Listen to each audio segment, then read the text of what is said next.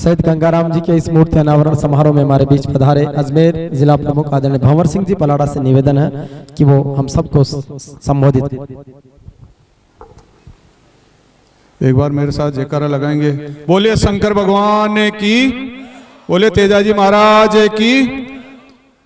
शहीद गंगाराम, शहीद गंगाराम। धन्यवाद।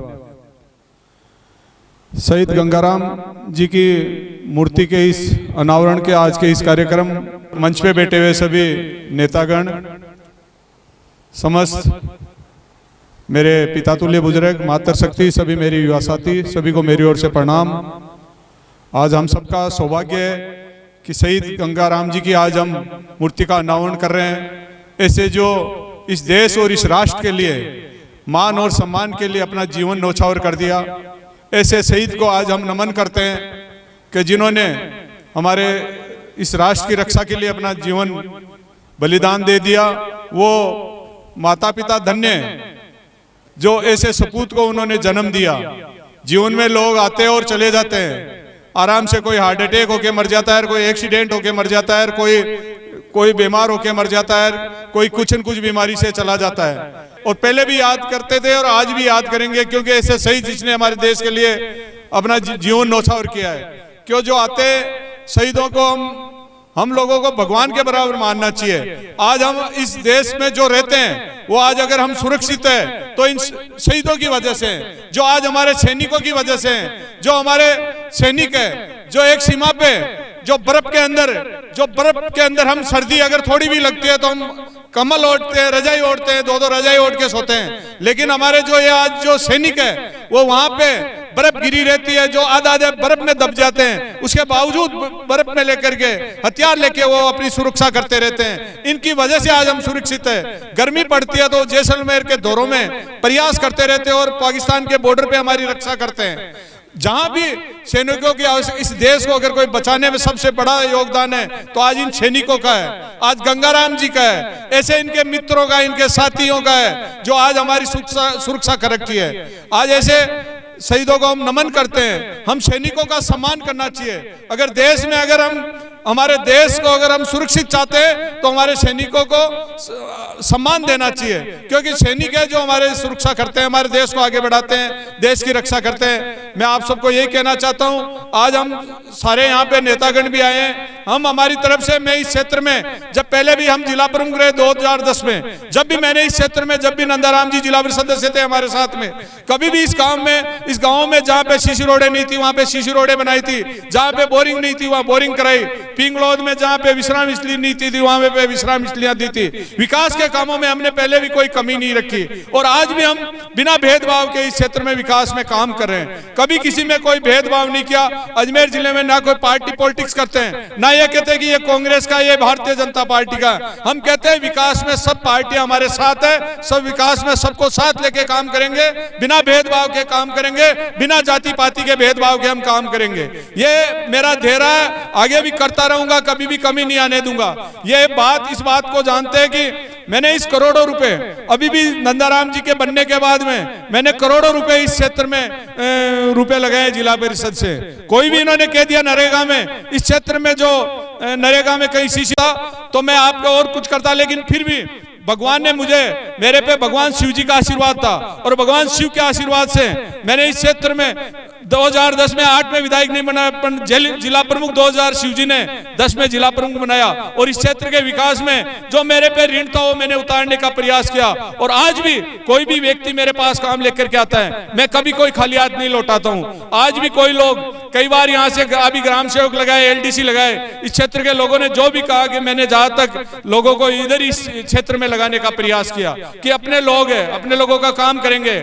आज मैं आप सबको बताना चाहता हूँ, आज हमारे जो सुरसरा में तेजाजी महाराज का मंदिर है, वहां पे कई नेता भी आए, कई सांसद भी बने, कई MLA भी बने, कई रहे, लेकिन सुरसरा में जो अजमेर रोड पे 10 लाख का मैंने उस समय गेट बनाया था, पहले 2010 में जिला प्रमुख बना था जब तेजाजी महाराज का गेट बनाया, और दोबारा भी आपके नेता बने।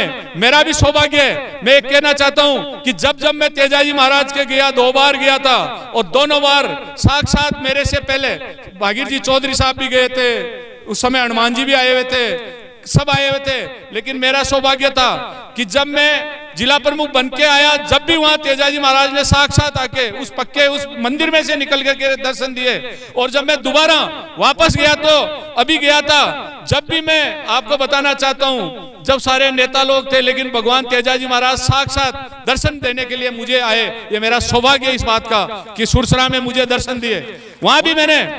वहां भी जो मैं देखता था, जब मैं कुचामन जाता था, मैंने कहा भगवान मैंने उधर आपके गेट बना दिया अजमेर रोड पे, मेरी इच्छा है कि मैं नागौर से आता हूं, उधर कुचामन से आता हूं, तो मुझे इस रोड पे भी मुझे गेट बनाना है। और मैं कभी मौका, क्योंकि या तो सांसद का मद का पैसा लग सकता है, जिला प्रमुख का मैंने सोचा भी नहीं था मैं वापस आऊंगा, किशनगढ़ से मुझे कोई चुनाव लड़ना नहीं था, तो मैं सोचा मैं कभी न कभी मुझे मौका मिलेगा तो मैं इधर अजमेर रोड पे भी गेट बनाऊंगा।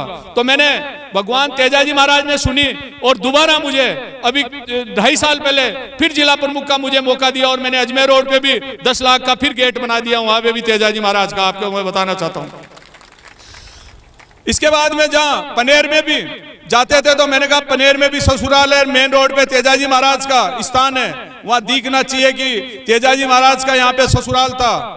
जब मैं वहां रोड से जाता था मैंने कहा रोड पे तेजाजी महाराज का गेट बनना चाहिए। उस समय मैं जिला प्रमुख था तो मैंने 5 लाख रुपए सैंक्शन किए थे, लेकिन वो काम बीच में विधायक बनने से मैं मदसूदा चला गया तो काम रुक गया था। फिर मैंने तेजाजी को कहा तेजाजी महाराज अगर मुझे मौका मिला तो वापस कभी मुझे मेरे बजट से पैसे लगेंगे तो फिर मैं आपका ये जो पनेर का गेट अधूरा है जो कई दिन तक पिलरों पे खड़ा रहा, वापस भगवान तेजाजी महाराज ने आशीर्वाद दिया, उन्हीं के आशीर्वाद से वापस पनेर रोड पे भी आज तेजाजी महाराज का 10 लाख का गेट वापस बना के वहां पे भी आपने देख रहे हो, पनेर पे जाते हो सारे लोग, क्या सही कह रहा हूँ? नहीं, पनेर रोड वाले भी आए होंगे और सुसराब के दोनों तरफ मैंने गेट बनाए, ये भी आपको पता है। और भी जो काम थे मैंने कभी भी काम में कोई भेदभाव नहीं किया, सबको साथ लेके चलाऊं, कभी किसी में भेदभाव नहीं करता हूं। मेरा ध्येय कि हमारे अजमेर जिले में से ज्यादा विकास हो, सब समाज के लोगों का मैं मान सम्मान किस प्रकार से कर सकूं वो मैंने प्रयास किया है। सब जाति समाज 3600 कौम को साथ लेके चलता हूं,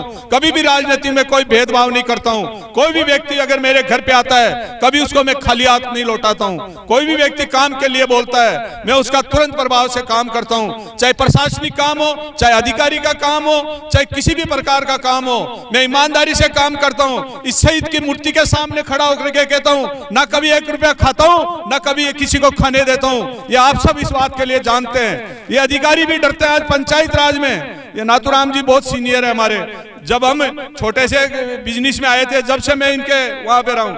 और मैं आज बता सकता हूं कि जब से मैं बताना चाहता हूं कि लोग आते हैं राजनीतिक में पैसे कमाने के लिए आते हैं, लेकिन भंवर सिंह पलाड़ा अगर राजनीतिक में आया तो जनता की सेवा करने के लिए है और उस सेवा में मैं कभी भी कोई कमी नहीं आने दूंगा। मैं भाइयों आप सबको बताना चाहता हूं, यह मेरा ध्येय कि मैं आज इस शहीद के प्रांगण में खड़ा होकर के आपके बीच में ये बात कर रहा हूं।